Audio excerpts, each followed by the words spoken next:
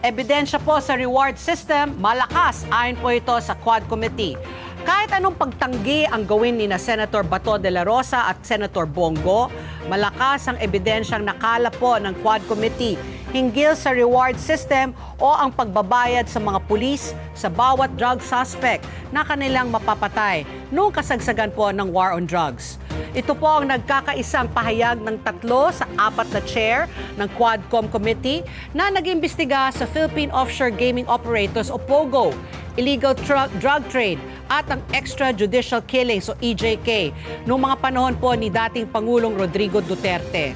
Ayon po kay Kong Dan Fernandez, ang testimonya ni na dating Philippine Charity Sweepstakes Office General Manager PCSO Royina Garma at Police Lieutenant Colonel Jovi Espendido na itinuturing na poster boy ng war on drugs na may natatanggap na bayad ang mga nakakapatay sa mga suspect sa droga.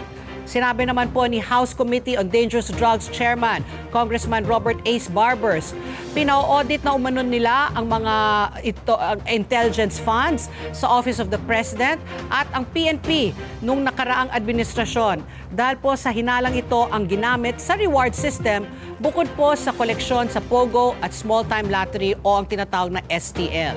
Sinabi naman po ni House Committee on Human Rights Chair, Congressman Benny Abante Jr., na ang presensya ni na De La Rosa at Senator Bongo sa pulong na ipinatawag ni Duterte sa gusali po ng Department of Public Works and Highways o DPWH dun po sa Davao City ay malakas na katibayan dahil dito umano binuo ang plano na gayahin na po ang Davao model kung saan babayaran po ang mga pulis na makakapatay ng drug suspect. Sa panayam po namin kahapon kay Congressman Abante, sinabi niyang mas kapanipaniwala po ang testimonya ni Royina Garma. Pakinggan natin po ang bahagi ng panayam kay Congressman Benny Abante. So anong sinabi ng then na mayor na naging presidente? Ihanap mo ako na mag-lead ng war on drugs na reward system. Yan sinabi niya eh. At umiiyak siya when he was implicating the president. Oh, anong ibig sabihin nun? Yung ba'y crocodile tears o tunay na pag-iyak?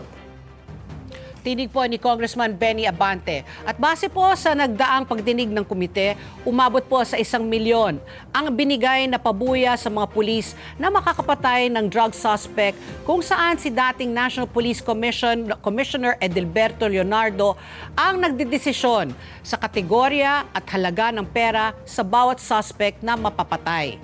Si Leonardo rin umano ang nagsusumite ng report kay Senator Bongo para masingil ang reward money na ipinapasa naman sa mga regional at provincial director ng PNP at magbabayad sa kanilang pulis na nagtatrabaho. Let's get together, Sunday 25.